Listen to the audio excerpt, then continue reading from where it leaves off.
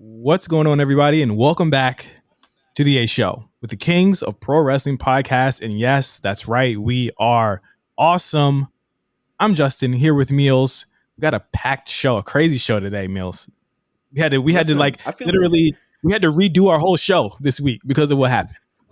absolutely. Well, listen, I feel like we should do a 3, 2, 1 countdown for this damn show because Oh yeah, this is we've got we've got a packed show. A lot of it's happened over the last 24 hours that has affected the show. Well, actually, over the last week, because maybe I'll be candid. I'll leave the candid stuff for like our Patreon next week. I'll leave the candid of how all this kind of thing happens. But we've got a massive show this week, and I'm right. super excited for this because this Money in the Bank is coming up. Crowds are going to be back, which I'm really looking forward to because the shows this week I have just not had my heart invested into it, knowing that crowds are coming back. Man, shoot, how have you been, man? I've been good. I mean, obviously, we're very excited, and I think that. Oops, I'm sorry. That was my fault.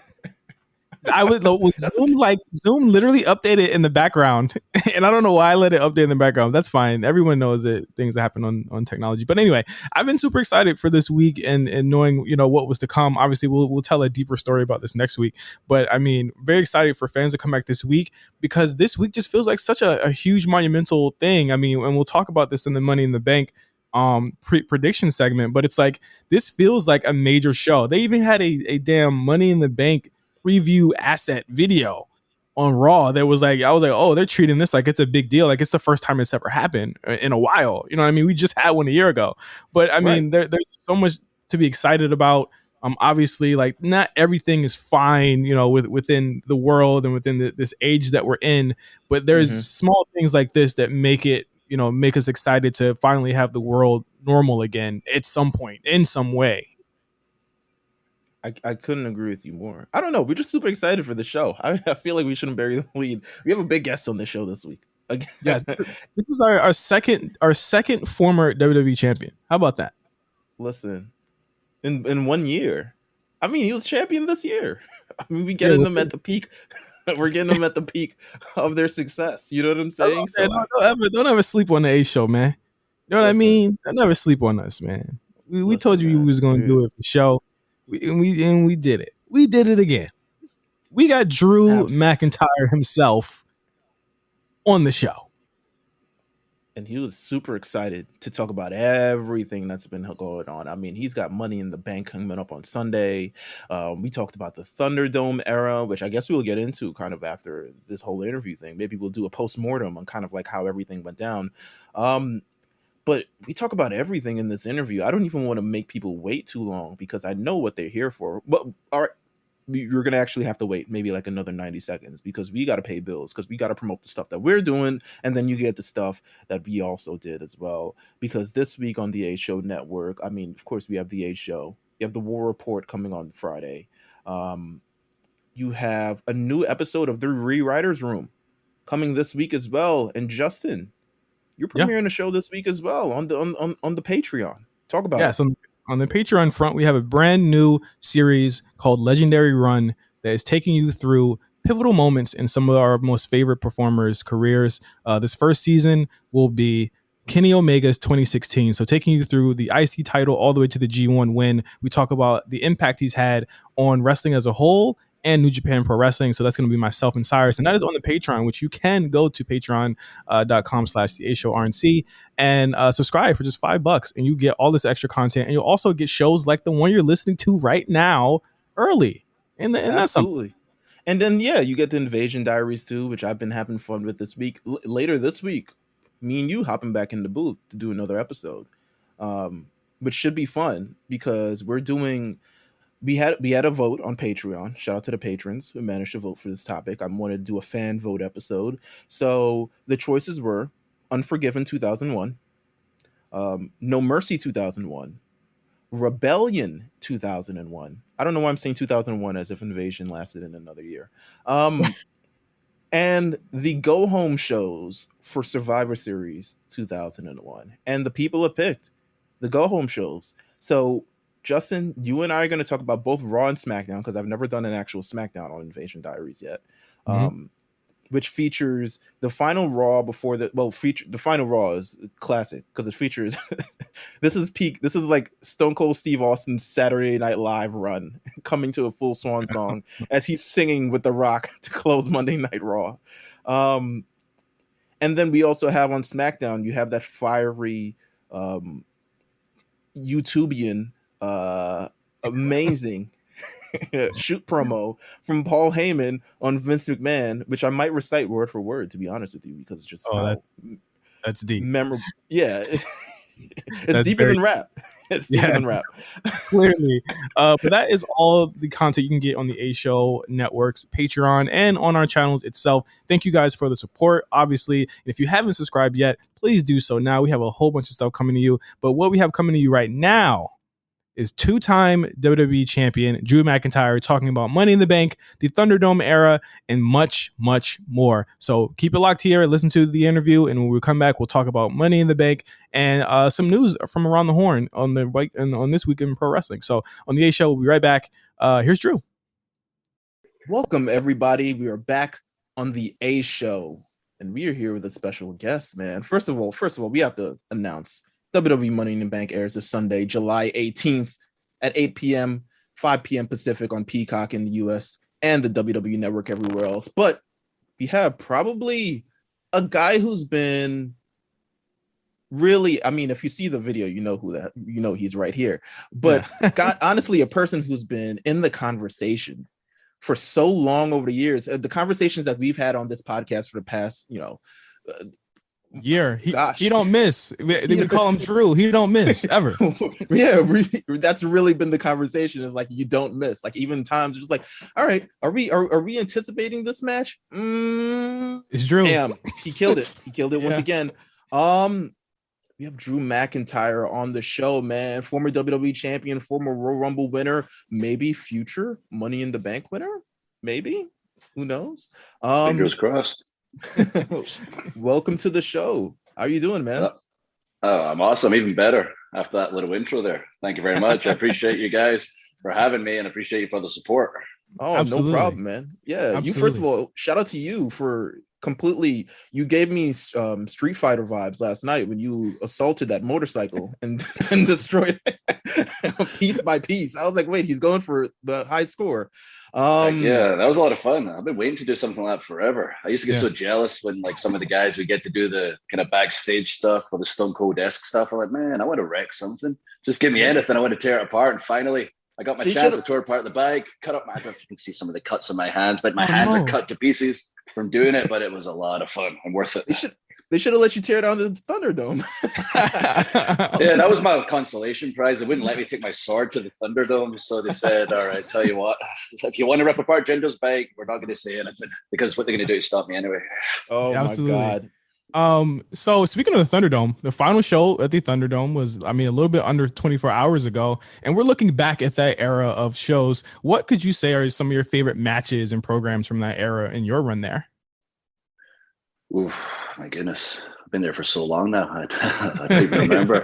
That's all I know. The Thunderdome. Yeah, exactly. It's going to be so strange to see the fans again. Like we had that tease at Mania, but I can't even wrap my head around the fact we're going to have fans back. But obviously, with the nature of the times we've been in, the Thunderdome was essential, an amazing piece of technology. And I had the opportunity to finally be on top of the mountain as WWE Champion, or fighting for the title for the past, 14 pay-per-views straight, which doesn't happen too much these days. People tend to have a short attention span, and I feel very grateful that I had that opportunity and have some significant feuds. Randy Orton and I were still in the middle of our feud as we moved into the Thunderdome. That was the rivalry that kind of showed everybody I can swim with the top of this industry. Nobody is better than Randy Orton. And I got to fight AJ Styles in a TLC match, which was a lot of fun.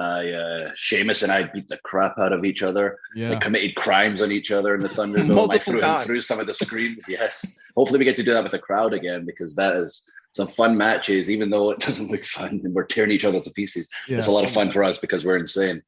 And obviously the stuff with Lashley over the past few months. Absolutely. First of all, I want to give a shout out to you for that. I do things where I'm like, I'll take up very obscure parts of things that people say.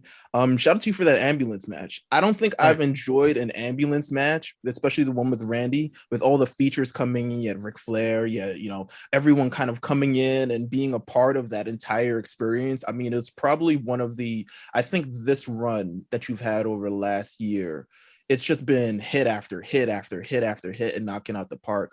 Kind of like, what do you say in terms of, do you attribute that to kind of like your mindset of like, I have to deliver each time? Do you consider it to like the Thunderdome as like, okay, well, we really have the ability to kind of do whatever? Like, what do you kind of attribute to this last year of you like killing it with these matches?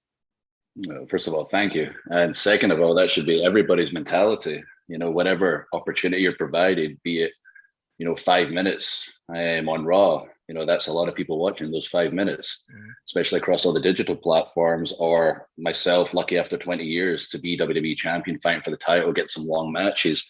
Every single opportunity, be it a promo, be it a match, I'm just looking at it like, okay, what can I do to be different? What can I do to tell the best story possible and make this memorable? And that's been my attitude since the day I got fired from WWE in 2014. I changed my whole mentality, and every single situation I'm presented with, it's not just that, it's just a little part of the show this week.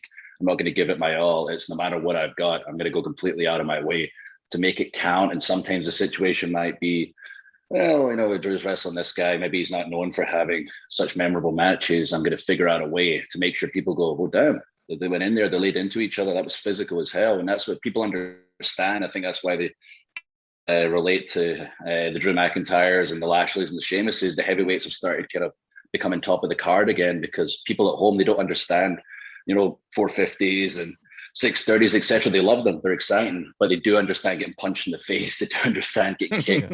And they understand punching someone in the face. And that's something that I do particularly well. Yeah, I mean, audience connection is obviously a huge part of what you do every single week. But with the Thunderdome, that was kind of taken away. Would you say, like, what are some things that you could say that have been advantageous to you without having them there in terms of storytelling and building a match? Match-wise, we really are looking forward to having the crowd back. They make such a difference for those matches. Like, I mean, the advantages are you can fight into the screens and do things you couldn't do with a live crowd there, like set off fireworks in the crowd. I'm going to miss my entrance because we obviously can't set the fans on fire. We set them fire off in the crowd. So that's pretty cool. But when it comes to the promos, that's where I think the difference was, because, our fans, again, like, they're interactive. They're going to tell you how they feel, and they might not always be digging like longer promos or promos that aren't like, I'm going to kick your ass. Like, sometimes it takes a second to get their attention without getting those what chants, etc. And this environment's allowed a lot of our characters to really get deep into their characters and show some different sides, be it serious, comedic, showing some sympathetic sides. And I think nobody's probably took advantage of it more than Roman Reigns, like the character work he's done over this period. And the Thunderdome era has been unbelievable. And would we have been able to do that with the crowd?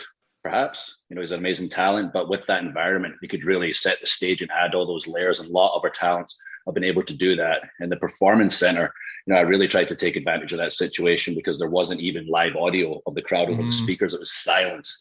I saw it like, okay, this is essentially, Shakespeare without a crowd or something. I know there's millions of people watching, but there's no sound. So let's look for the positives.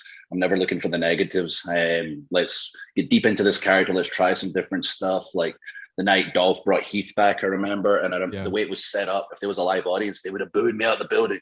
Like the way he came in, and you're my friend, and it was released, and we're supposed to have this title match, and you can see my face like, man, like there's some truth to this, and that's important to me, to inject some truth into the storytelling. And because of the environment we're in, I was like, okay, I know the ending. I know we both like overcome Dolph in the end. And if we had a live crowd, maybe they would cheer in the end, but we'd want to avoid that big booing part. But in this environment, we can take them through that journey without boo, Drew, you're a terrible friend. Right. Which is also seems to be a running theme. All my friends turn on me. It's like lonely at the top. You've got the Heath thing, and then Sheamus and Jinder. Is it me? Am I the bad friend? You can't think. You can't trust everybody, man. DTA. When you get to the top, I always got told it's lonely at the top, but my goodness, it's very lonely sometimes. But it's maximizing those environments, and I think a lot of our superstars really have developed their characters on a deeper level. When the live fans come back and somebody walks out, they're not just going to know, the basics about them. They're going to know a lot of our superstars on a much deeper level. Absolutely. So one thing, we're on the internet pretty frequently, and do you have any? I know particularly, I mean, being an internet fan for probably the last 2 decades or so, there eventually comes a point where the people they were like, this guy in the main event for too long. I'm over it. I'm like over this thing. And we've started. I mean, I can't even lie. I'm someone who frequents Twitter a lot. I've seen the conversation. It's like, Drew again.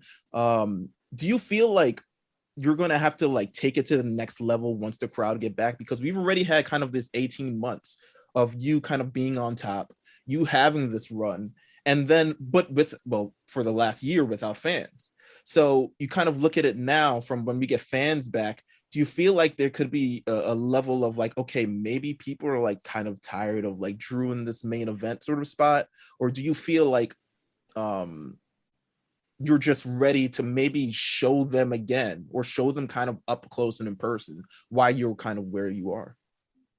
Yeah, I think it's going to be interesting. The thing about my run is I lost a lot of those big moments with the live fans getting behind me. Obviously, from before Royal Rumble, when I won in 2020, right up to Mania, I was getting the loudest reactions, and Mania would have been incredible. And I would have had those significant months of significant moments, which I missed out on. And like we talked about, I have been in and around the WWE title since January 2020, which is completely insane in today's day and age. And understandably, people can say, okay, like I don't think they've ever said, you know what, Drew's terrible at his job, screw him, I want someone else. They're like, okay, we like Drew, but we've seen him a lot in this situation. Let's try him maybe over here for a second. And let's see, someone else, if someone else can step up, which I'm all about. And the truth is, obviously, that's our vocal minority. And, I'm the biggest wrestling fan ever. I still think, like an internet fan, if you like, at times. But I also think, obviously, about the bigger picture. And it's going to be interesting when we have the live crowds, how they respond to certain talents.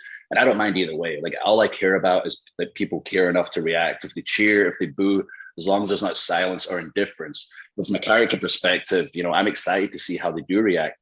And I'm excited to see where things go. And I'm going to try new things, because now I've got the thing that I had when I started getting over organically. I was playing with the crowd. If you watch that back, not many people do that. Like a New Day are interactive, but no one else was. I love doing that. I used to do it in independence all the time. And I'm curious when I have that once again, the crowd right there, to have a little back and forth with and feel what they're feeling during my interviews. I might be thinking this direction and they tell me, no, we're not liking this. I go this direction. And I love improv and seeing where I go. And it's the same with the matches. So I'm very curious to see what happens. And I think I'll be curious to see how they react to story time that I've been doing over the past month. I'm not too sure how some people are feeling about that. But again, sometimes I get presented with challenges. It's up to me to deliver and give it all I've got and just see what works, see what doesn't work. Realistically, it's 52 weeks a year. You can't be, I'm a badass 52 weeks a year, because that gets boring too. You got to try things. That's been my motto the past year and a half, especially, during these times, especially, being the one that was leading the charge in the beginning of the pandemic era, is just throwing things against the wall, see what sticks. Sometimes you'll be surprised what sticks. Right. Absolutely. So as we leave the Thunderdome era, something that we do on the A Show is we call it hanging your jersey in the rafters, just sort of like what they do in Madison Square Garden. And we thought that it would only be right, as we end this era, that we hang your jersey in the rafters. Meelz, do you have his jersey on hand here? I had it, and then it kind of like slipped out of my thing, but here we got it. Oh yeah, they're hanging it up. Quality. Yeah, there you go. All this quality. Listen, don't mind the New York Knicks logo on it. Don't mind it. That's not a reflection of you and how you've done over the last year. But we've hung up Asuka's jersey, we've hung up Bayley's jersey. Obviously, Bayley had a heartbreaking injury that happened last week, but it's only fitting that we hang your jersey up there next to all of them. And thank you for all of your work at the Thunderdome this year. So there we go. Drew's jersey is now hung in the proverbial Thunderdome in our hearts. I appreciate that, guys. I appreciate that. And Bayley's going to come back a huge babyface. She hates the idea of it. I know she wants to be the big bad heel. She's done such a great job. And it's such terrible timing. But at the same time, looking for the positives, because she never get that chance in front of the live crowd. when she comes back, she's going to get an incredible pop, and she's earned it. Absolutely. So moving into Money in the Bank, it's this Sunday, first major pay-per-view with fans in the arena. We've been seeing you do some death-defying stuff all year, flying off the Hell in a Cell, doing dives. I never thought I'd ever see you do that. What do you think you'll have to do in the Money in the Bank to up the ante next to like Ricochet or John Morrison? I honestly don't know. That's going to be crazy. Like looking at some of the people in that match, like you mentioned, obviously Ricochet and Morrison, when it comes to the athletic maneuvers, they have no fear whatsoever. Yeah. But then you've got like a Riddle who's exactly the same. He'll throw himself off the top of anything. And Kevin Owens, we just saw himself and Sammy. They have a wild match on SmackDown the other week. Right. Like Seth Rollins, all the experience. Yeah. My goodness, this has been a great match. I've never really had a chance to sit down and process this yet. Yeah, I know. We were saying like, yo, it's really like an all-star match. Like all of the all-stars, first of all the all-stars are people who are in front of a crowd that are just going to elicit a reaction just by being there. I mean, all you guys have worked very, very hard for the past number of years, whether it's been coming from NXT or just coming from wherever you're at, and kind of worked. And I felt like it's been building. Oh, at least over the summer, at least for the Thunderdome, I was like, okay, here's our showcase of our immortals of this Thunderdome. Like, and that's what Money in the Bank kind of like seems to us, because this I mean, you're in there with a lot of like, it might be the most competition that you've had all year. I mean, yeah, I'm excited just saying it out loud. I'm like, man, all these people. I mean, Owens and I have wrestled a couple of matches, but basically everyone in there I've had some kind of significant history with. So Seth was my first big title defense after Mania. My favorite match during this whole era. It's like an underrated match, I believe, myself and Seth from Backlash, I believe it was. It was Backlash. Yeah. Like that's such a fun match, and obviously we've got history of the Shield, etc. Riddle and I recently, Ricochet, I've done some horrible stuff too. I think I once threw him over the top rope through a ladder in a Money in the Bank match. You also told shut up one time during the Money in the Bank. You told. Oh yeah. So another thing, like I want to give him some props. He's really stepped up his game on the microphone. He's relaxing and really finding himself and being himself out there. And like what you're seeing on screen now, that personality, even the physical personality, and he's moving around a lot. Sometimes you go, God, he's trying too hard, but that's him. Like he's actually getting comfortable in that environment. And like I get crap from him as well for saying that line, but when I'm out there, I say how I feel, especially when we've got that live crowd. And when somebody says, "I think I'm here to talk," and my first reaction is, "Well, shut up, then." So that's how I kind of go with what feels right. And now he's getting that, and he's going to go what feels right for him. And when it kind of clicks for you as a character, it's awesome because he's already got the in-ring game down. Obviously, he can do things that no one else on earth can do. But once you get the character stuff down, you're comfortable and you and put it together, and you're jamming in WWE. Absolutely. Well, listen, talking about feeling comfortable, you've been feeling comfortable on the mic for the past couple of weeks. You've been letting off these stories once per show. Once per show. I feel like I'm sitting with old Uncle Drew, white Uncle Drew from Scotland. Oh, drunk uncle. Is it? I mean, what's kind of inspired those stories? Is it like maybe is it Kevin who's sitting across from you, who's also interviewing in these things? Like, is it what kind of like what's make you kind of take this turn? And because you seem way more, you seem so relaxed, and you're so like, I'm ready to tackle anything that kind of comes my way, and that kind of comes off in these promos too, because you're really just like hanging loose, like. What I guess now a proper question be, what can you kind of attribute to sort of this confidence that you've built over the last number of years? Just like I mentioned, talking about Ricochet, relaxing and just injecting yourself into every opportunity you're given and giving it 100%. And sometimes, like I mentioned earlier, you're going to be given little challenges like, hey, we want you to try this just now, see what you can do with it, make it your own. And I could either resist against it, or I could just put myself in 100%. And I'm sure, with the comments you made, there are people watching, like I'm putting myself in 100%. I'm giving it my all. I'm injecting some of my real life personality. I'm being a bit silly, which I feel is fine because when the bell rings, they know Drew still kicks butt no matter what. But you're getting to see those different sides of me rather than just, oh, I'm angry, I'm badass champion all the time, fight for pride and honor and all that stuff. That's cool. Everyone knows that stuff, but let's show a little bit over here. Let's show a little bit over there. And it might not work. Maybe it's not working. We don't know till the live crowds are back, but I'm all about trying things. I'm all about giving it 100%. and just seeing what sticks. If you remember some of our most successful superstars, like the Cenas and the Hogans and the Rocks, etc., they said some mad, outlandish stuff. Or the New Day in the beginning when it wasn't quite working and people didn't quite get it, and eventually they got into it. You never know. This could go somewhere, or maybe it won't. And I'll just blame it all on Riddle. That every time I go backstage and see Riddle, he's burning incense in a room, and I walk in there not planning to say any stories. And then I talk to him for 10 minutes with his incense burning in the room. Then I leave the room, and suddenly I'm really hungry, and I've got all these crazy ideas for promos. I just don't know where it comes from, but I blame the Riddle incense. Oh my God. Well, first of all, a couple quick questions before we have to let you go. One, if you won Money in the Bank, let's say you won Money in the Bank, which I'm all intents and purposes, I'm assuming you're going in and saying, okay, I'm winning. Well, I have to, in my mind, I have to win. Realistically, the stipulation with Lashley in the last Hell in the Cell match, if I didn't beat him on our third match, and the first match, I was kind of on me. I allowed MVP to distract me. Mm-hmm. Second match, it was a triple threat. The other individual got pinned. And the third match, Hell in the Cell, I had to win, or I cannot challenge for the title as long as Lashley's champion. MVP got in the cell. He held my leg. I got screwed, but I'm not going to complain about it. You live and learn, you move on. You got to find new ways to the top. And the Money in the Bank might be my last chance to get back to the top. Can I cash in on Lashley?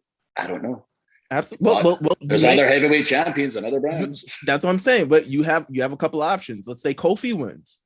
Do you cash in on Kofi? Do you be that guy? You know what I'm saying?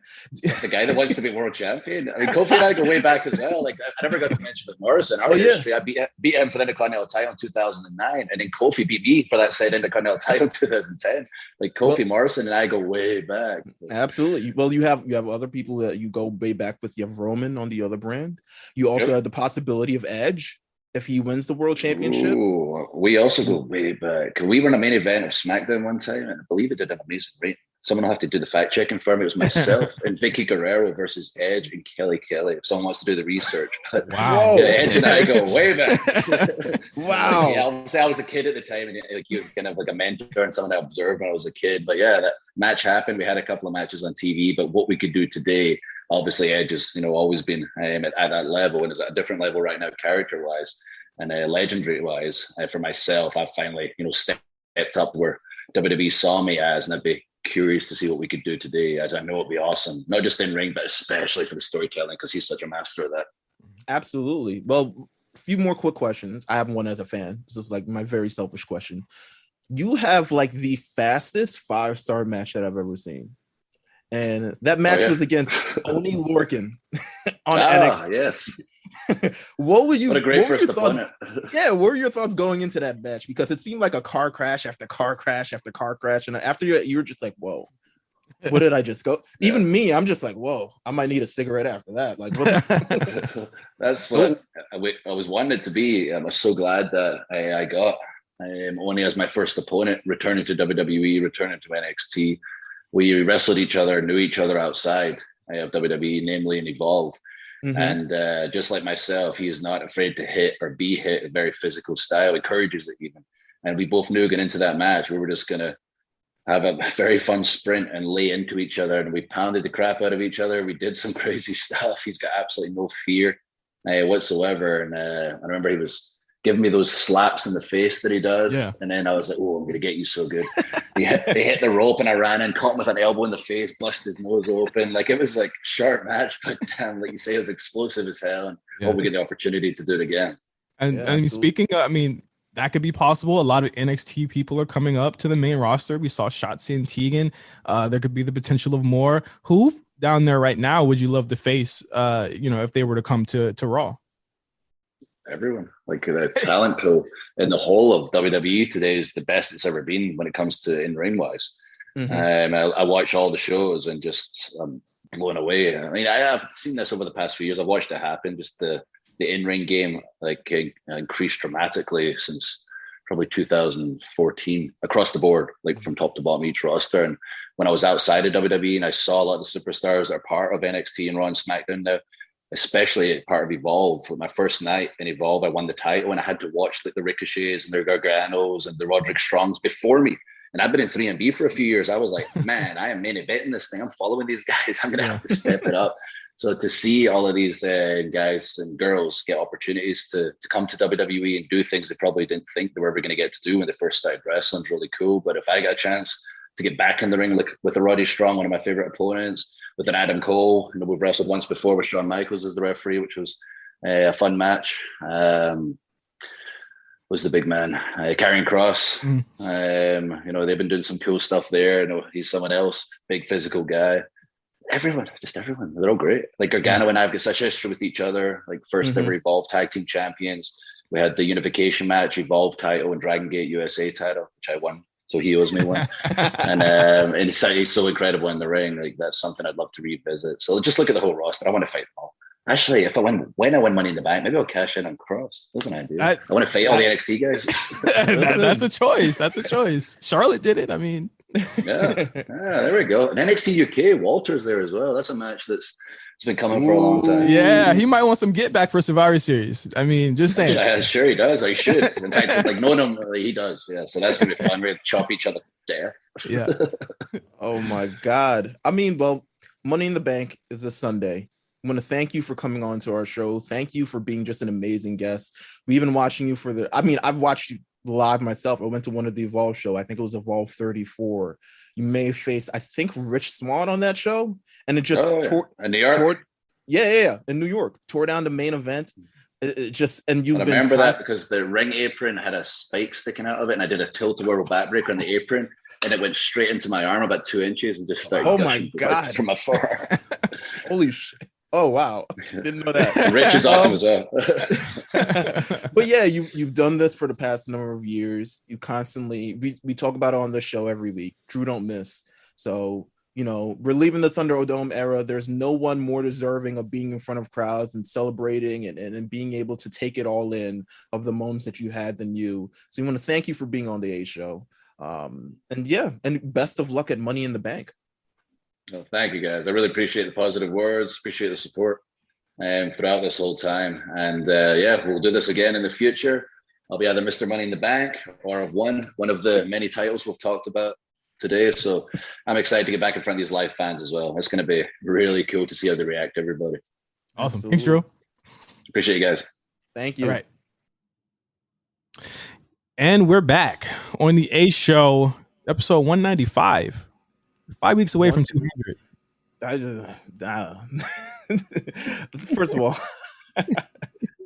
don't put that stress in my head. Every time you say 200, it's triggering because we're still figuring out what to do. But I mean, 195, Drew McIntyre, not a bad deal. This was an amazing interview. He seemed very jazzed. He seemed very he looked well caffeinated. Well, here's the thing. After you put the jersey up, and I guess you'll see this on the video version. But after you pulled the jersey up, he actually texted me on the side and said, "Send that to me, but take the Nick logo off of that shit because I don't want that." So, yeah. Listen, I had to finesse. This isn't even a new Knicks jersey. This is a very old Knicks jersey. This is a Reebok Knicks jersey. Only the M you can see because it is actually a Stephon Marbury jersey. Oh, is there a connection there between? I mean, the Stephon Marbury. I mean, I don't know. New York Starberries. Come on. Well, I mean, we're not going to be seeing Drew like wiping any Vaseline on himself anytime soon. So I guess no, there's no connection there. Unless he wants to go to China and have a statue in front like Stephon Marbury does. But no, nonetheless, that was fun. I'm super excited we got to have him. Shout out to everyone who kind of gave us all this great support. We let the patrons know. I mean, this is another incentive for being a patron on the thing. We let them know early. They presented questions. We managed to get as many questions as we can. We only had a limited amount of time. He's a busy guy. He's a busy guy. I mean, and so much different things. Apparently he was in the middle of moving. Imagine in the middle of moving on the first week of shows being back live that you have to fly out and leave your house half moved, potentially, hopefully fully moved. I don't know. During this entire experience. So the man worked hard. Yeah. Shout out to him. Shout out to him. But we got some news to get through. Absolutely. So quick news, because we have a bunch of predictions for Money in the Bank. In fact, I think this is, to me, a pay-per-view that has so many implications for the future of what might be coming for WWE after fans come back and post SummerSlam. But first up, they've announced that in their tour, in the Welcome Back tour that they have, they're going to be playing 2 matches. They're going to be having 2 matches at Miami's Rolling Loud next week. That is insane. First of all, when I saw the news that WWE was going to be at Rolling Loud, I was like, "Yo, who's Nick Khan and and what affiliations does he have? Is he like, to me, WWE being part of Rolling Loud? Well, first of all, we've seen NXT do this before. I think they've done all their little I don't want to say little festival things because I'm sure it meant a lot to them, but they've done festivals before. But WWE Rolling Loud, like, I've never felt. I mean, Rolling Loud is something I would go to if I wasn't sure that I would feel safe. But to have WWE there and just that platform itself, I mean, it's incredible. Like, who does that? Like, where do they do that at? Like, I'm excited.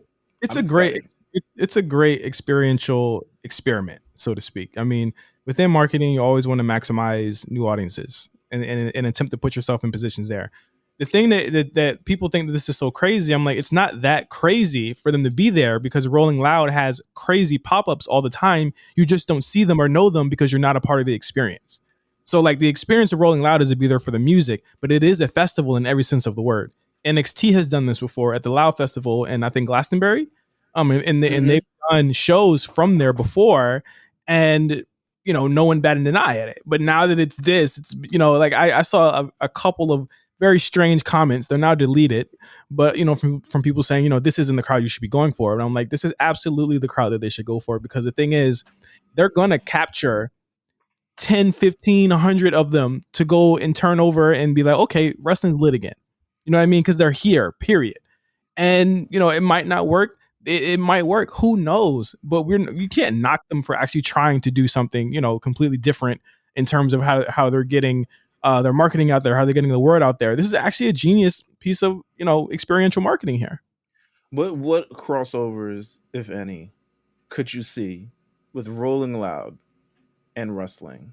Like, who's going to say like, nah, I need to step in the ring. Like, I need to be there. If it's successful, I mean, I think this opens the door for whoever is representing WWE at that time to meet up with a lot of people within talent agencies, within managers, stuff like that, to get performances, to clear songs, to get, a different, I want to say a different color, but a different age group in these things. So, I mean, you see they're skewing young. They have Cardi B on the SummerSlam soundtrack. They're trying to say at this point, hey, the hardcore fans, y'all got y'all show on Wednesday, right?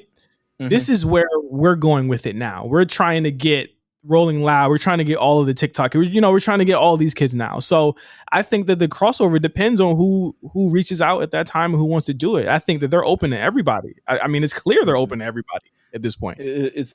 Listen, Cactus Jack WWE collab, make it official, maybe $700 Kane shirts. You know what I'm saying?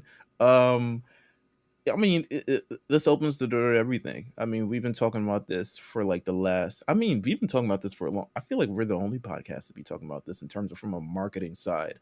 Really, that kind of vantage point. I could be wrong, but we're the Kings of Pro Wrestling podcast, so I'm assuming we're right. But this is just the beginning. Who knows what else we can see? Who knows what else is in store? WWE's, their sizzle reel is going to be incredible. Like their 2021 sizzle reel that they showed to investors at the top of 2022. They're going to be like, oh my God, we did this. We had Cardi B here. Insane. I mean, coupled with the stock price here. Yeah, like coupled with the stock price, coupled with all that stuff, that is stuff that matters to investors. That is how they get these billion-dollar deals. And when it comes around 2024, 2025, that's how they get their next big bag. And we've seen it. I hate to say it, like, I know people listen to our show every week religiously. Like, they know we've been saying this for a year, that this is the big payback now. Like, this is where they want to go.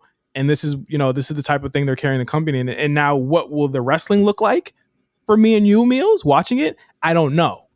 But we do know that this is going to be entertainment going forward. And that's something to definitely look at as, Vince McMahon and company extended past to a new decade of how they're going to, really sell wrestling to a streaming audience now. Right. Absolutely. Would you like to get in more news? I'm just scrolling the dailysmark.com as we do this. Yeah, well, I just saw some news about the draft being moved to basically where it was last year in October. Yeah. Instead of after SummerSlam, which is, it's fine. It's fine. It gives us a little bit. We need peaks. I wouldn't say valleys because it just is what it is. But we're gonna have different peaks this year. But when is the draft being moved to? They're saying 10-1, 10-2. 10-2 October. Okay, that's right around our year anniversary. Hopefully, it's not around 200. No, I don't think so. Yeah. Nah. So Andrew Zarian, who has gotten he's been very very on point lately. Said he reported that the draft will take place on 8/31 and 9/3, so literally next month into September. Hearing it's getting delayed by a month. I was just told a 10/4 date, but not sure if that's night 1 or 2. So now the possible dates are 10/1 and 10/4, or 10/4 and 10/8. So that first week, that makes sense. You don't want to have it during, right before what they call the fall season starts. So the fall season, they always do the Raw quote unquote season premiere on the first week of October. It's usually like that first Monday. So it would make sense for it to be 10/4 because that's when the fall season would start. So, the August one didn't make sense to me as to why they'd rush that. But I'm just interested in seeing, well, they have enough content, I think, to get them through SummerSlam all the way to October, I think. Because they have Extreme Rules in September. So I think they'll be fine. Absolutely. Let's see what else that we've got here. We got a little bit of a former WWE superstar news. We got a couple of them actually. First of all, we had a massive debut last week. I missed it. I was napping. Wednesday. Ever since NXT moved from Wednesday to Tuesdays, I'm like, sweet Wednesday naps. So I completely missed it. But one, Aleister Black, who we talked about last week on the podcast, even though it was like, yo, he could come back if he wanted to. I mean, his wife is there. He made his debut for AEW just last week, now as Malachi Black. Did you manage to take a look at his debut? I know you don't watch the show, so I'm just. I looked at it. I mean, I'm gonna be completely clear. It'll probably be the first and last time I look at it, but I looked at it. I think. No, I'm really happy for him, man. Like, I mean, you really couldn't pay me to watch that, but that's him why versus Cody. I'm not gonna watch that. I'm sorry, I can't. But I'll watch him and I'll watch him in Omega. My stance has stayed the same, and you gotta commend me on that. My stance has stayed the same. I watch Omega matches, and then I go on my way. Well, listen, now you got homework to do for these Omega matches, so I get why you watch them, but. Yeah, I mean, Malachi Black, it looks like Cody's his first feud. I'm assuming they're going to have some sort of blood feud where, like, Malachi Black kicks Cody's head and he just combusts into blood because that's what he kind of does now. So we have that. Let's see what else. Former WWE news. Have you seen pictures of Brock Lesnar lately? He has a ponytail. I wonder if you laughed as hard as him as you did when you saw that. No, I didn't. Michaels didn't have no hair. That's messed up, man. I didn't laugh as much, but I was like, wow, Drew really made him like a family man. Like, Drew sent him out, and now the man has man buns, and he's like, you know what it reminded me of? Remember that? I don't know if this is ever a lie. It could be a rap lie. It was just whatever. Remember when Kanye said that he interned for like Dior in Italy with Virgil like mad years ago? Yeah. That's what this seems like. Like he's interning for a massive meat company because he just loves meat so friggin' much. Like, but you know, that man loved meat. That if he did that, he loved meat a little too much. He loved that red meat a little too much. Let's see. I mean, maybe he can return. Would you want him to see? Would you take Brock seriously if he returned with the man bun? I just don't think that. The pause was hilarious. I just don't. That pause was hilarious. Listen, I just don't think that he would come back without his look. Marketing wise, I just don't think that they would allow that. I think that they would ask him to get the flat top back or just go bald. they just put random cities on his shirt anyway. I don't know how much marketing they do with Brock. I mean, but yeah, I mean, you're right. It's the reason why he's never really came back with like a beard, right? Yeah, Like, I mean, he looks really cool with it, but when he comes back, he's always clean shaven because that's the Brock Lesnar look. Marketing wise, when he comes back, like everything you do, like if you look at like even Nikki Ash, how like look at like I think the designer of her outfit even put some of the early designs and how much it had changed. And I'm just like, this goes through a number of hands before Vince checks off on it. So like, look, think of how much she got focus tested before she was even put that, able to put that costume on. I would imagine the same goes for a big dude with black tights with Jimmy John's on it and hair. Like something as small as like his ponytail, they probably really do go over and over and over with a fine tooth comb, no pun intended, until they get it right. So there's no world that I could experience or even think of that Brock would come back like that unless he told Vince, I'll only come back if I get to keep my ponytail, in which case they'll probably let him do it. So I would take him serious because he's Brock. all right. Well, yeah. Okay. Name alone. Well, this is interesting. It's not really interesting news. I just like being messy. Malachi Black, when he returned, he was like, "Oh, I was able to do it because I got out of my 90-day thing clause early. I got it down to 30 days." Not to be outdone, Chelsea Green also stipulated that she also got out of her 90 days a week early. I was like, really? This is what we really? Okay. I was just like, you just had to get out a week early to sign to ROH, but nonetheless, she's doing that. Buddy Murphy seems to be on the tear as well, doing a lot of interviews himself. So, he's announced a couple dates moving forward. A lot of people are stepping back into the limelight with that have been released recently. Also, we have to acknowledge the passing of Mr. Wonderful Paul Orndorff. Wow. Legend. Really a legend. You know what's so funny? I don't want to blow up his spot, but like Quan, well, I don't want to blow up his spot as I blow up his spot. Quan was like in our Discord, which you can be a part of if you join our Patreon. He said, "Has Paul Orndorff did anything racist?" So that all right, we live in a wild just environment where we have to like, has he done anything racist? Like, we're gonna have to like, this is gonna be wild to say, but hell, we're on this episode. We're gonna look at like Felicia Rashad's career, right? And eventually one day she'll pass away, and we'll all remember that time where she got on Twitter and fixed her tweets to tweet in support of Bill Cosby. Yep. So that's just the world that we live in. But I mean, as of right now, Paul Orndorff, Mr. Wonderful story checks out. You know what I'm saying? He's fine. Not that we know of. And my thing is like, you can't take back the RIP, man. It's not like T.I. taking the chain and ATL. You can't take the RIP back. Just let the RIP go. And just let it go. It's really not even I don't think it's a major cosign if you wishing someone that they rest in power or peace or whatever your P represents. Yeah, just change it to piss, I guess. You know what I mean? There you go. See? It is what it is, right? Like Paul, he was a legend. WrestleMania Hall of Fame, WrestleMania main eventer, rather. Hall of Famer also. Just a all around, great performer. Like, I don't think Hulk Hogan would be where he was if he did not have a foil like Paul Orndorff to go at him at the time. So shout out to all of his contributions, but more importantly, rest in peace to this guy, man. He was one of the greats. I am a fan of Paul Orndorff for real. Absolutely, same here. I think he had one of the.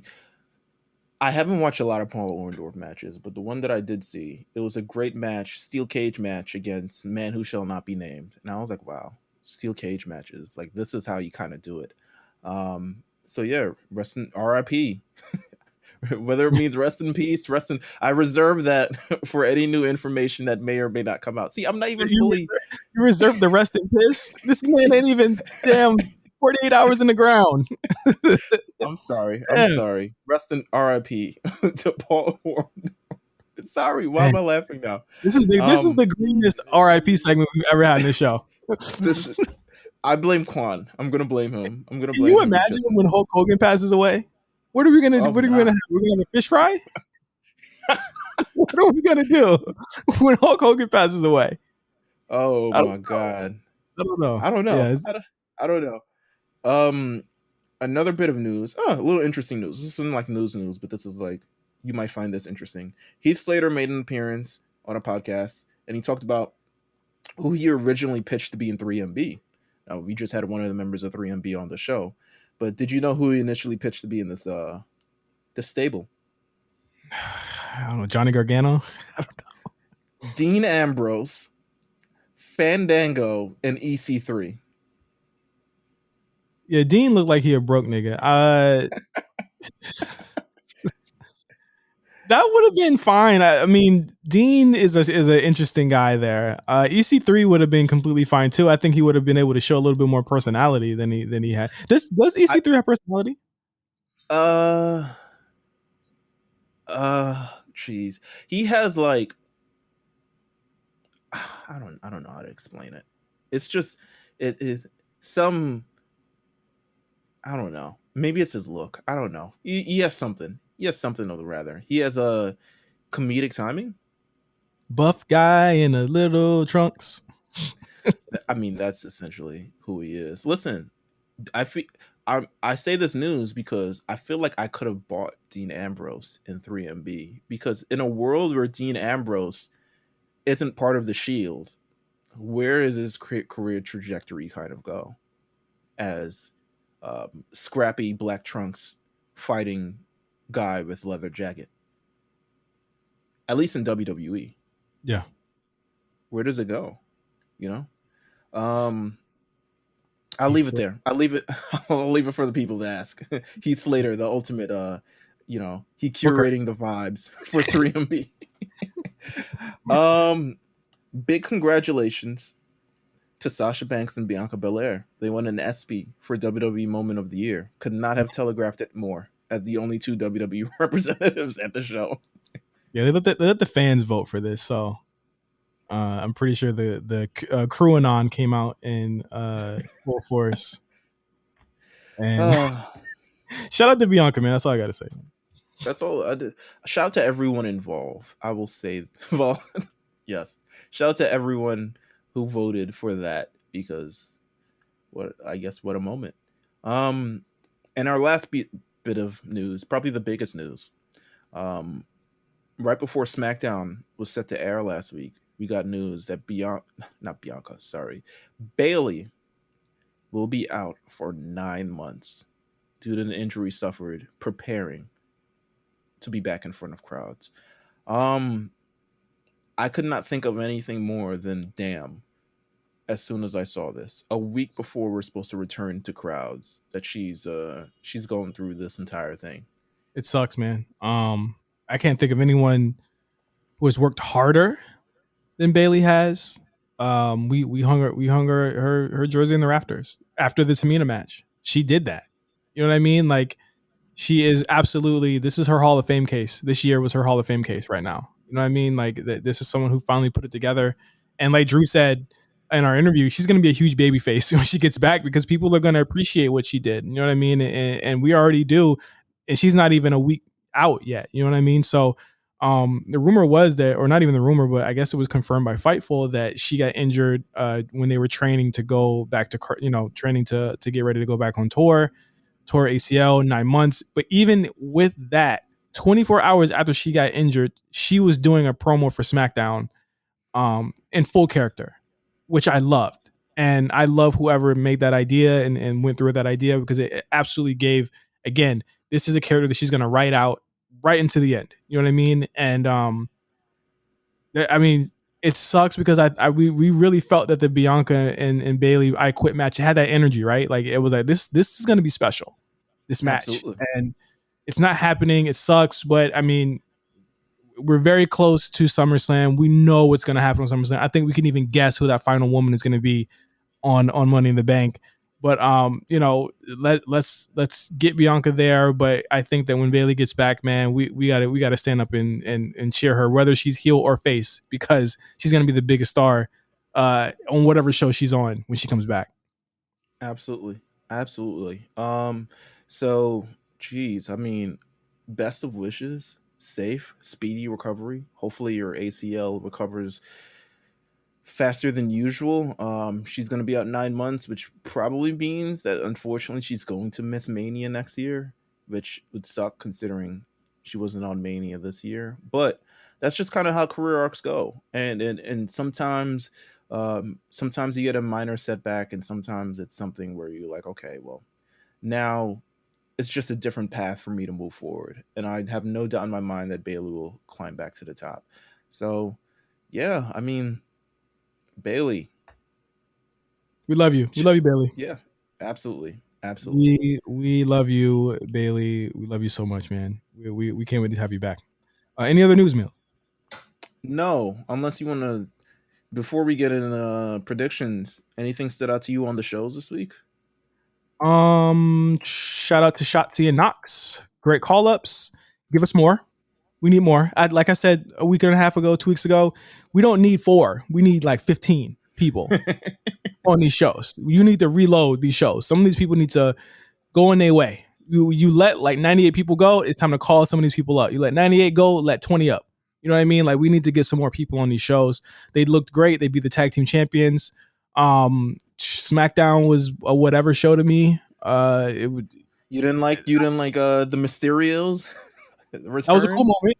It was a cool moment. It was kind of telegraphed, but it was a cool moment. It's leading to that tag match next week. SmackDown to me felt like it was kind of spinning its wheels because they for sure have fans coming back, but Raw felt like it was actually like it actually had some consequence to it on Monday. I liked the Bobby Lashley angle. I thought that he cut one of his best promos on Raw. Honestly, It was honestly, I'll say this. It was very anime-esque. The transformation. Go ahead. He said the circus is canceled or some shit. I was like, okay. You leaving them in the dome. Destroy it with them inside.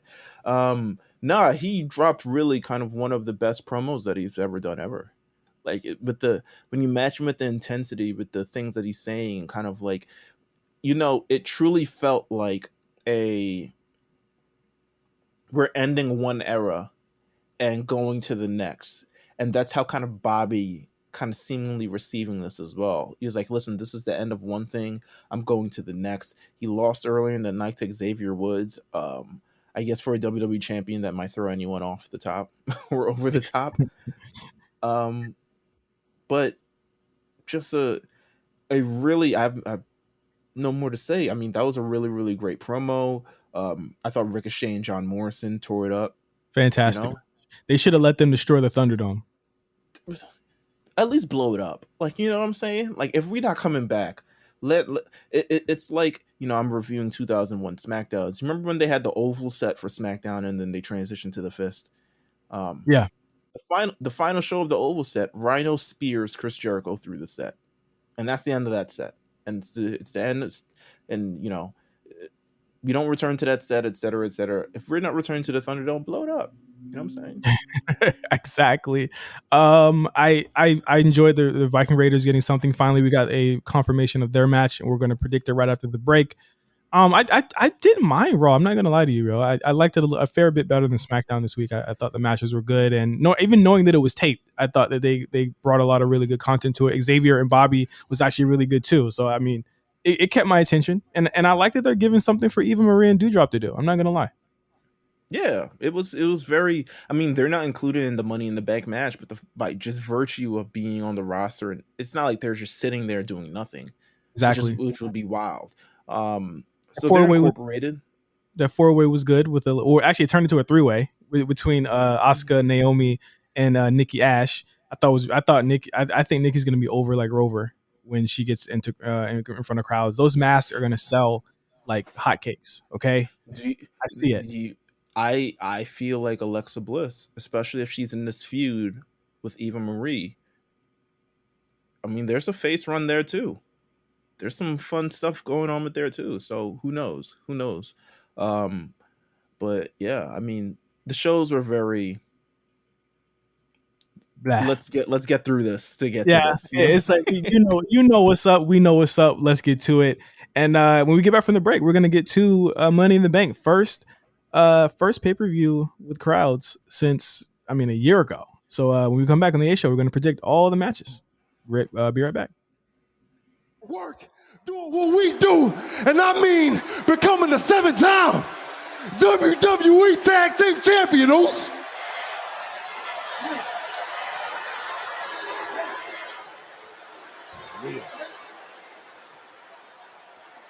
And I've been saying it all along. That's all I ever wanted. You choose what you want to hear. But I've been saying it.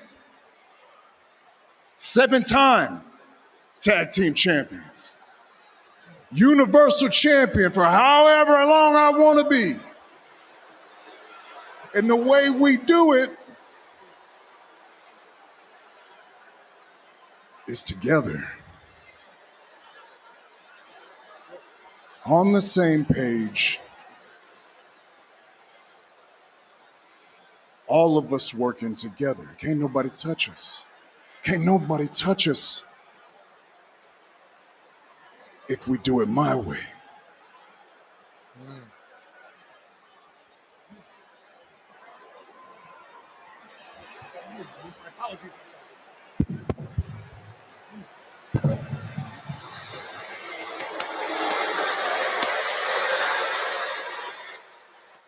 Well, what a sick look on Roman's face during this segment. That's crazy. Okay. What a toxic Roman is. I like how toxic he is. That's what I appreciate the most about it. He's really leaning into it's not just I have to be an unstoppable bad guy, but I also have to manipulate my family and the others around me as well.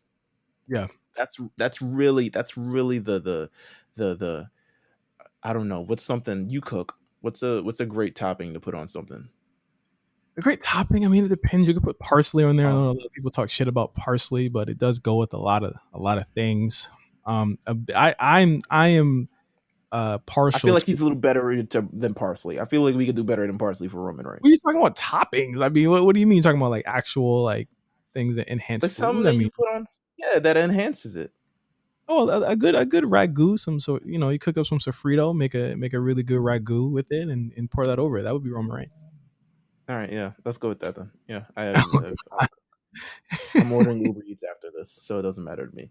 Money in the Bank, 2021, emanating from the Dickies Arena in Fort Worth, Texas. Fort Worth. That's going to be your trivia card. What was the first post-pandemic pay-per-view city that they ever did? It will be Fort Worth, Texas. Dickies Arena. I know, the only person who's going to get that is Dion, because I believe he is going to Money in the Bank. That's gonna be so cool. I'm so happy for him. Shout out to Dion. Does all our great social stuff. Shout out to him for going to the show. Take a lot of pictures, my dude. Enjoy it. Live it up. It's the first pay-per-view to be held outside of the state of Florida since March 2020. Thank God. Crazy. Like WWE could benefit from the lack of the. I think we go to Florida for right now. Like we're good. Yeah, we good up Florida. They don't ever need to go. Florida done got these niggas in too much trouble. Okay. Yeah. For the past year, they got too much. It's gonna got niggas fired. It's got niggas sick. Let's leave Florida alone. But this is to me, it feels like such a big show, and not just because of the crowd, but because of the care and attention they put into this card and into the storylines, right? Mm-hmm. Absolutely. So we got 6 matches here. This is larger than I think a lot of the cards we've had during the pandemic. Listen, I just want them to go back to 7 p.m. time. That 8 p.m. time threw me off last month. I'm sure they're gonna go back to 8 p.m., but it threw me off. I wasn't ready. I wasn't ready for pay-per-views to be ending back at 11 p.m. I'm ready. I love a good 10 p.m. 9:45 ending for a pay-per-view. Maybe it's just me. Well, guess what, bud? Too bad. Yeah, I know. We just advertised like 3 times earlier that it's 8 p.m. Eastern, 5 p.m. Pacific. You're like, on Peacock in the United States and WWE Network everywhere else. Shout out to Byron for getting that right on Raw so many times. I would have slipped up. Let's get it out of the way right now. Bianca Belair is not going to be on Money in the Bank. Her match with Bayley obviously is not happening. Bayley is injured. She's having a match with Carmella on the first SmackDown in front of fans this Friday for the WWE Women's the SmackDown Women's Championship on Friday. I think we kind of could guess how things are going to break down with Bianca in the next couple of weeks, so it's fine that she doesn't have to have a match here because they're going to probably just go straight into the Sasha program. So we're going to talk about the matches that we have actually on the show. And we're going to start off with AJ Styles and Omos versus the Viking Raiders for the Tag Team Championships on Raw. I'm very happy that the Viking Raiders are even back in this position. I love them as a team. I think that they're fantastic. I think they have a lot of really good chemistry with AJ Styles, as they've shown in the past couple of weeks. And Omos, he does his work. He does his job really well. I think this would be a really fun match. I think so as well. I mean, I'm not really anticipating anything more than just a really, really fun match. I mean, AJ Styles, Viking Raiders, almost. It's got all the ingredients for a pretty good one. I'm glad that they managed to make it on the show, despite it being kind of at the tragedy of Bayley's thing, that they were able to sneak him on the show because this was originally supposed to be on the first Raw back. But gosh, it's AJ and Omos, right? Yeah, it's AJ. My thing about this is that I would just love for in this new era for the Viking Raiders to just get these titles because I feel like it makes the most sense. I think that they haven't had it already. I feel like they've had it. They have. But I mean, I would feel like you want to go into it having a hot babyface team with the titles and having them beat the heels. AJ and Omos, let's just be real, they're not doing a lot with these titles anyway. I don't know why AJ needs the titles on him right now. They just don't. They don't do much. They don't do much with the titles when they're not when they're not on them anyway. So I feel like this is still the most highlighted it'll ever be. But I feel like they only save Omos matches for like very special episodes of Raw and pay-per-views. So it's like they're not being defended either. You know what I mean? So, you know, I just want it on a hotter team to me that I feel like could work. Like, not saying AJ can't work, but it's like both guys in that team work really well. And this isn't a knock to Omos, but it's like they're just a better tag team. You know what I mean? And I think we could get New Day and Vikings. We could get a bunch of, I guess, thrown together tag teams and Vikings to go against each other, and it would still be fun. I mean, Retribution and or T-Bar and Mace versus the Vikings is a match that I want to see. And I think that we, you know, when that happens, that should be the feud going into SummerSlam. Yeah. I mean, yeah, I agree. I have nothing else to add. Yeah, I agree. I think Viking Raiders should win. That's just me. I'm just going to assume AJ and Omos win. That's what I'm just going to assume. I have nothing else on that, but I'm just going to assume they're winning. If I were a betting man, if this was DraftKings, which you need to look at DraftKings for potential spoilers when betting on this show, I would assume that they win. What's DraftKings saying? I don't think they have it up yet, but DraftKings would always tell me, like, will this use a chair in the match? How will this match end? Pinfall, submission, or an anvil dropped on someone's head? And I kind of want to look at anvil dropped on someone's head because I was like, why would that be a possibility if it wasn't going to happen? Because you've seen once you've seen everything in wrestling, that should not surprise you.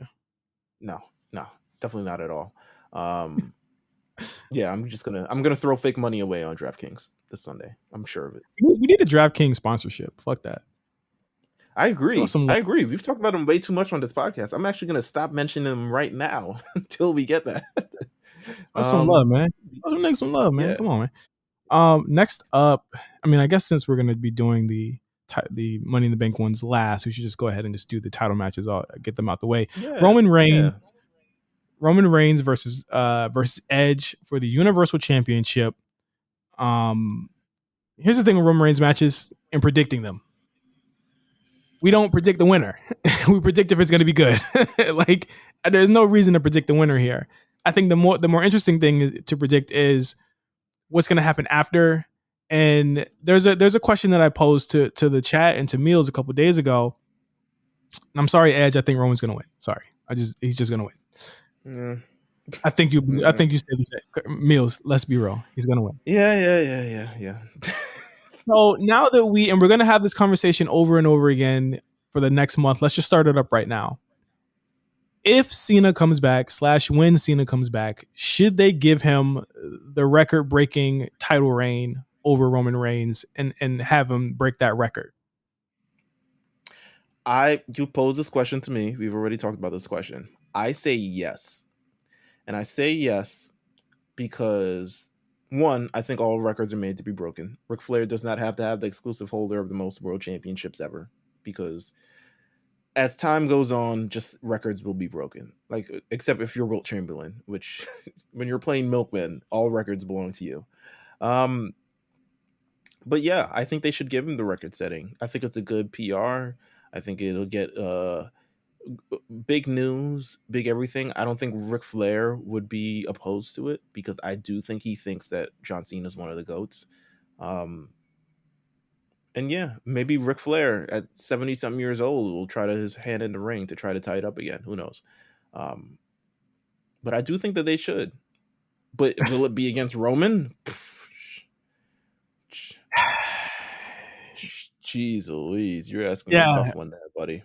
Yeah, my thing here is that Cena should maybe if it was Roman like 2 years ago. If it was Roman like 2 years ago, he was like, yeah, of course. But now Roman, 2021 Roman, Thunderdome Rome. Yeah, because that's a good one. Yeah, because I think that Roman's story needs to be reset as well. And I think that they're going to get to the end of this bloodline storyline fairly soon. I think what you should do is, in between SummerSlam and here, you give the Usos the tag titles on SmackDown, and you have Roman with the Universal title. And then you have them lose them at SummerSlam. And then you reset that story. So Cena doesn't have to have this title for very long. He has to go do his real job now anyway. So you have him hold it for either a month, have him lose at Extreme Rules, or have him hold it until, what's the October pay-per-view this year? I don't know. Whatever the October pay-per-view is. Have him hold it for that long. Roman gets it back just in time for Roman versus whoever, if it's Brock, whoever it is on Raw in November for Survivor Series in front of fans. That's the big thing here. Roman, to me, can take a loss in order to not only reset the story, but to give Cena something that I think he deserves, and that is the record. So we've said this all this time, but Roman Reigns takes no L's. You know what I'm saying? Like, how many times have we said, like, this guy could really use this big rub that will win, and I think it would be great for the overall environment and just society as well. Usher in a new age, a new utopia in SmackDown, and then Roman Reigns wins, and then we're back to loving him no matter what. Exactly. Like, I think there's nothing bigger than having Cena win that in front of those fans. I think they'd love it, honestly, and that would be a huge moment. You know what I mean? For him, for his career, that's how you give him. You know what I'm saying? That's how you give him up. I feel like if Roman Reigns loses the world title, he's not showing up until he gets another shot at the world title. Like, he will be on no shows. Like, he was like, yo, don't call me. Call me when my title shot is. Like, if you want me on your show, give me the title. Yeah. I like that idea. But in terms of this match, I think it'll be good. I think Edge has done a really good job. We've been waiting for this one-on-one. First time ever. They're going to go all out for this one, and I think they're going to work really hard. They're going to have fans behind them. So absolutely. We get a little preview of it as well on SmackDown. They're going to have a 6-man tag, Edge and the Mysterios versus Roman Reigns and the Usos. So, the Texas crowd who's going back that first live SmackDown, you're going to be in for a treat, I'm sure. Absolutely. But yeah, Roman about to stack you. He about to pin you. What's the tagline? I'm not repeating this. I think Edge has been stacked and thwacked too many damn times. Stash him, stack him, pin him, or something, whatever he said. Next up, we have Rhea Ripley versus Charlotte Flair for the Raw Women's Championship. I think if there's any match on this card that I'm just like, can we end this? It's this one. I don't think it's doing favors. I don't think it's doing favors for either of them. I think that Charlotte being in the orbit perpetually all the time is actually making there's no case for it anymore. I think it's actually actively making her Like it's actually like ruining her to me. I think that she needs to do something different. It's a little. I think the idea was when she came back, it's like, well, she doesn't really need to be in the women's championship scene all the time. And then we found out that she was actually going to be in the women's championship scene anyway, because she was supposed to face Lacey Evans for the world title. But I just think this is doing neither woman any favors. I'm not even paying attention to the feud. Like, to be honest with you, they're doing all types of the crazy stuff that they do. Just wrap it up, Yeah, wrap it up. Let's not see this go to SummerSlam. Just wrap it up now. It can't, right? There's no way it can, right? No, I can't see them doing a heel feud for more than 2 months. Like, this is even stretching it itself, because I really don't care. Okay. Rhea, I'm gonna go Rhea. Yeah, I'm gonna go Rhea anime. Just if they let Rhea drop it, that shows how much confidence they have in Bianca Belair.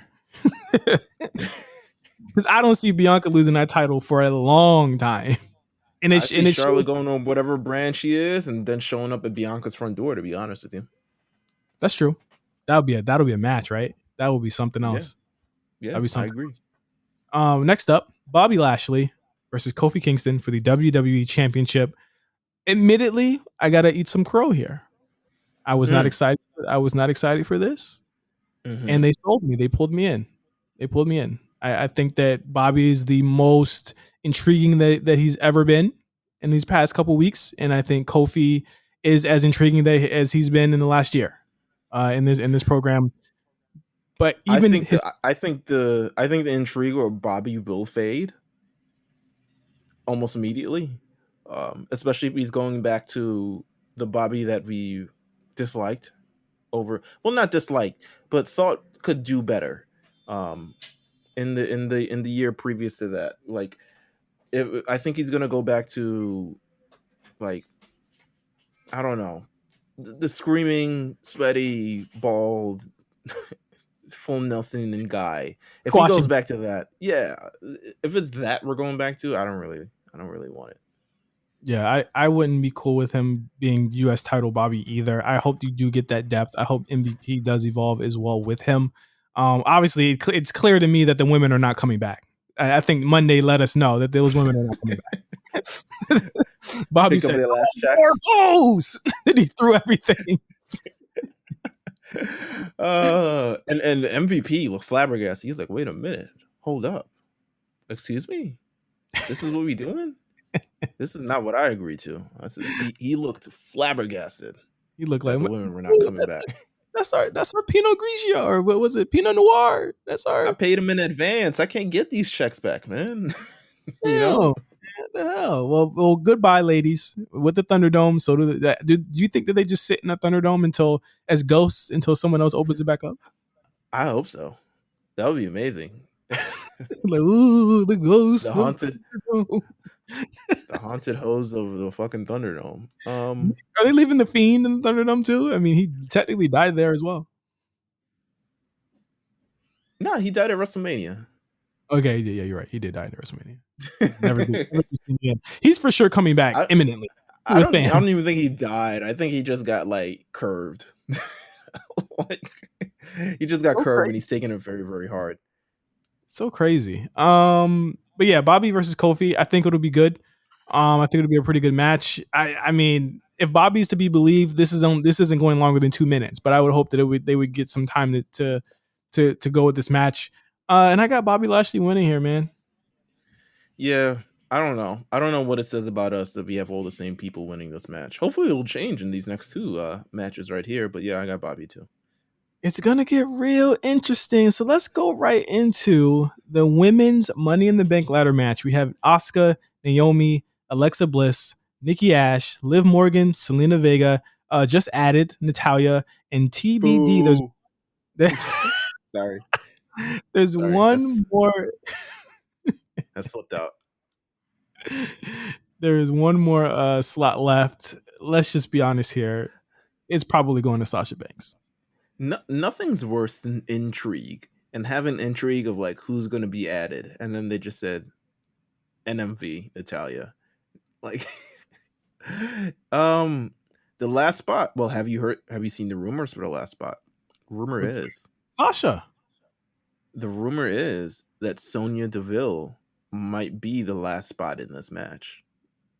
Oh, wow. Well, okay, that makes sense too. It doesn't have to be Sasha, because Sasha could just roll up and say, I want my rematch. Yes. And they'll give it to her, because that's just how Adam Pearce works. So you're right. I think sensically, that is 100% how that whole works. Yes. I think sensically, I wouldn't be okay. I'm sorry. I just wouldn't be okay with Sasha just coming back after a long layoff and beating all these women who've been on the show damn near weekly for the past 6 months. I just wouldn't be okay. Also putting herself in massive amount of danger on the Yes. first show back. Yes, on her first show back. So yeah, you're right. Yeah, it was reported. I have this. It was first reported in mid-June that Deville was training for her return to the ring. Now, Fightful Select reports that there has been a significant push to have Deville involved in Sunday's Money in the Bank ladder match. And at one point, Deville was penciled in for the match. She's been training for a few months now, glowing reviews, blah, blah, blah. They wanted her in the ring at WrestleMania 37, but they've delayed her return. So we could be back to Sonya Deville. Does that change anything for you for this match? Well, obviously saying Sasha's out, that's fine, because I would rather it be more intriguing than that. I think that the Sonya thing is directly for Zelina and Sonya versus Liv, right? That would be the thing. Last year we had a Raw winner. I think with the women, it comes down to what show needs it the most. And I would imagine that would be Raw right now, because, I mean, I don't know where Becky's going to land. Seems to me like it make more sense for her to be on the bigger network in Fox. But, and where her husband is also on SmackDown. But I think with Raw, after Charlotte, Rhea doesn't really have anything.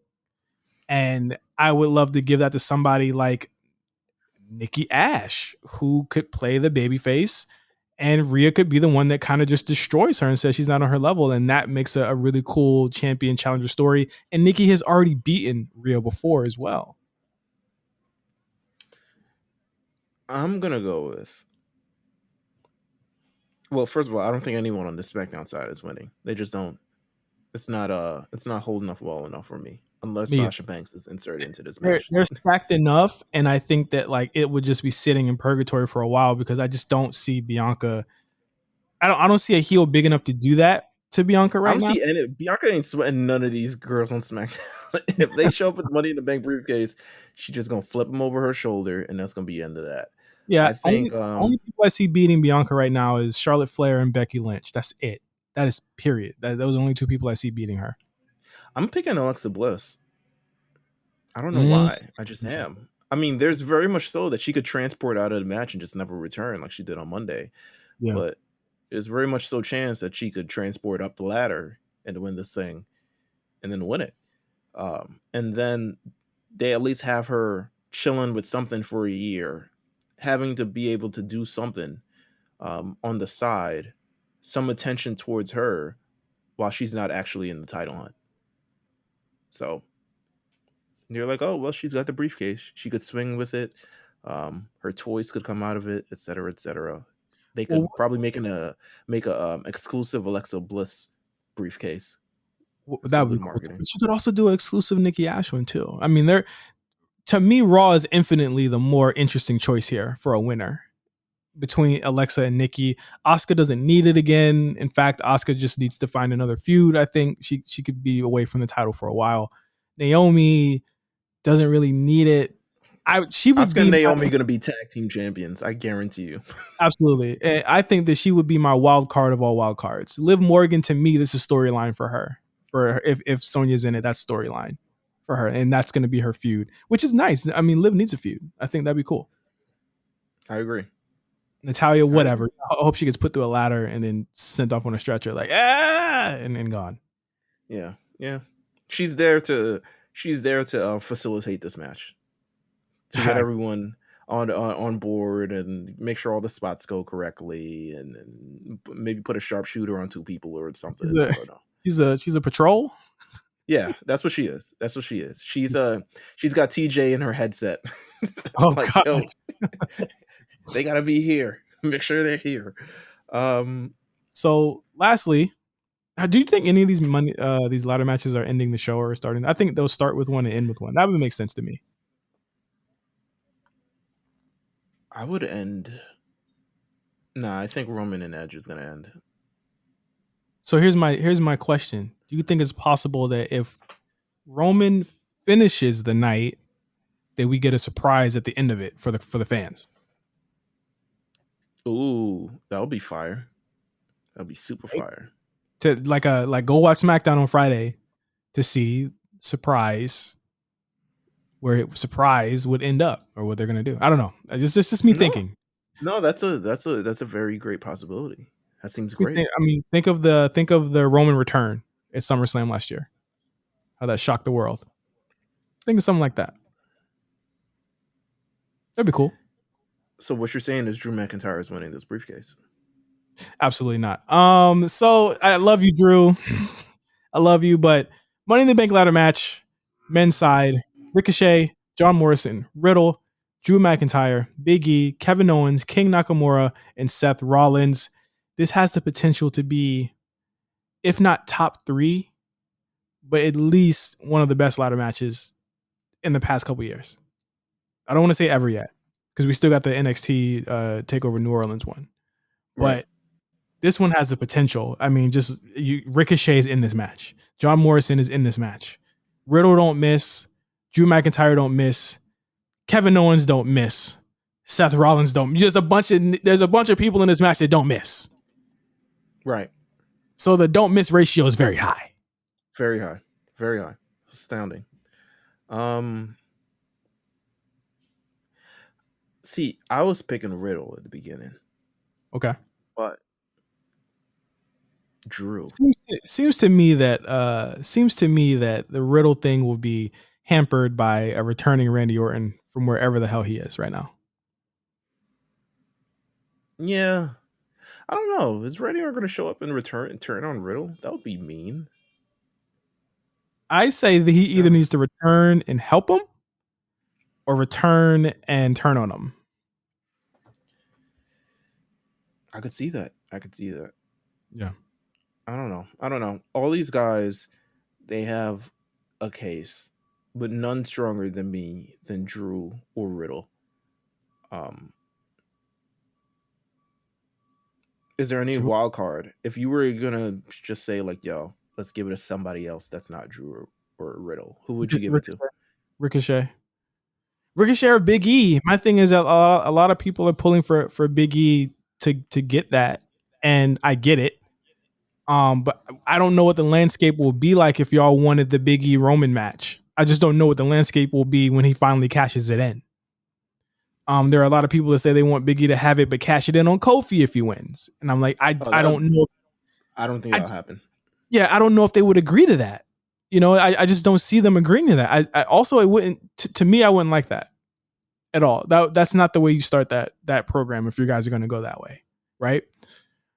With Ricochet, you've got a character, you've got someone who, if he gets the briefcase, he's essentially in the same role, and bear with me here, Meelz, as an Otis, where it's like you sink or swim here. You show us something, or we're gonna call this. No. Yeah, bear with me here. I'm not bearing. Don't just know me. Don't just know me. I'm not saying. I said like it. I'm not saying Ricochet is Otis. I'm saying you show us something. He's been showing us something.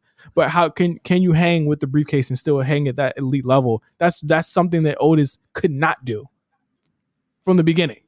I'm saying that I think Ricochet can if he's the wild card here.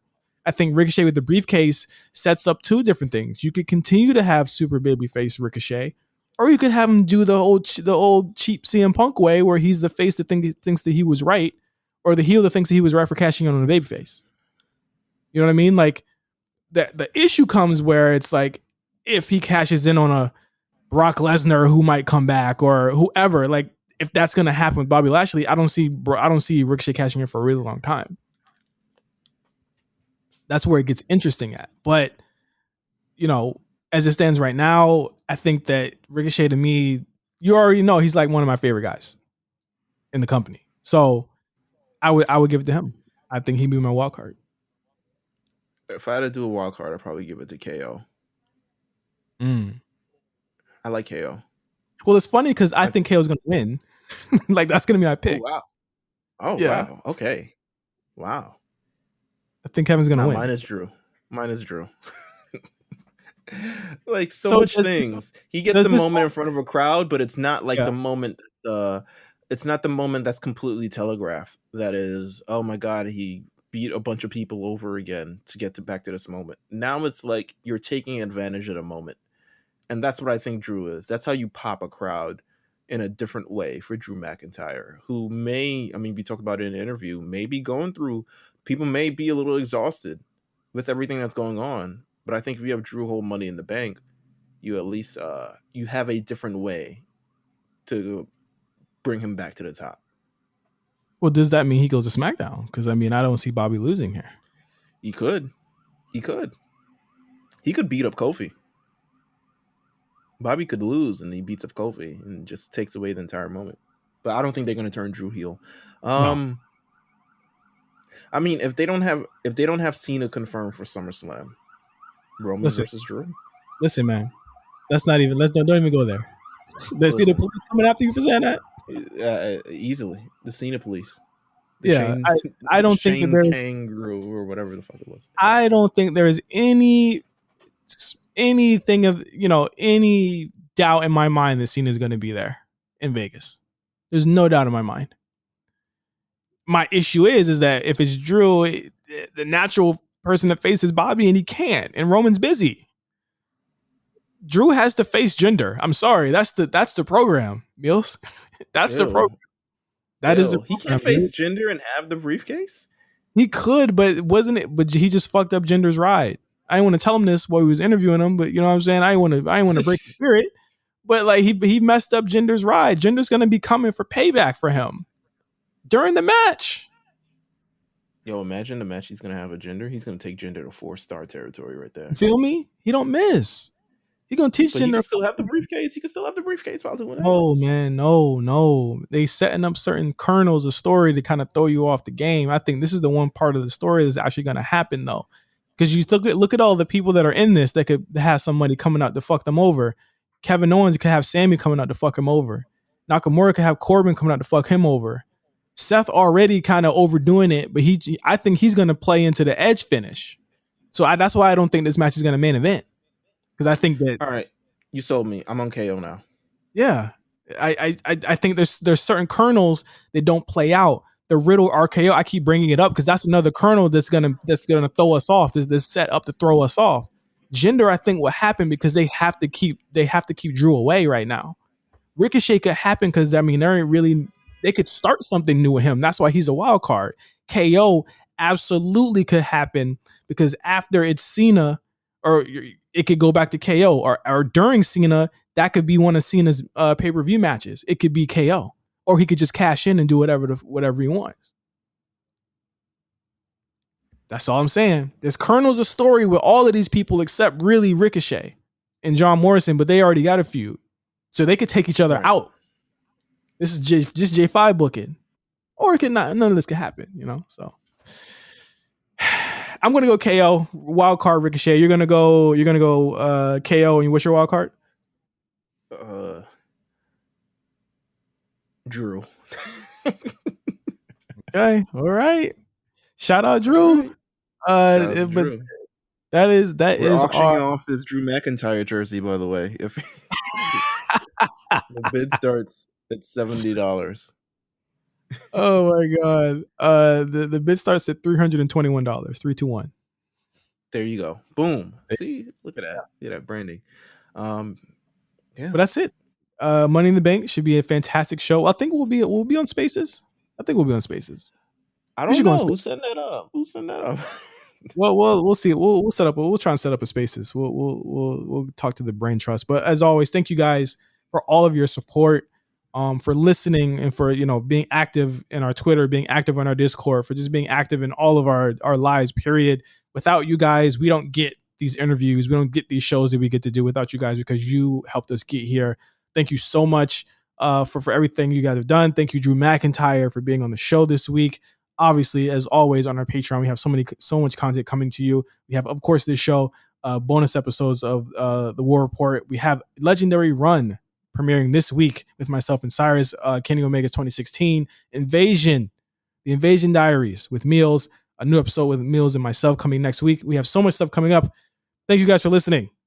Next week, we will talk about the fallout of Money in the Bank, and hopefully one of us will be right about something in these predictions, or we could be completely wrong. That's up to you guys to kind of decide. So next week on the A Show, we're close to 200. Thank you for listening. For Meelz, I'm Justin. Peace out.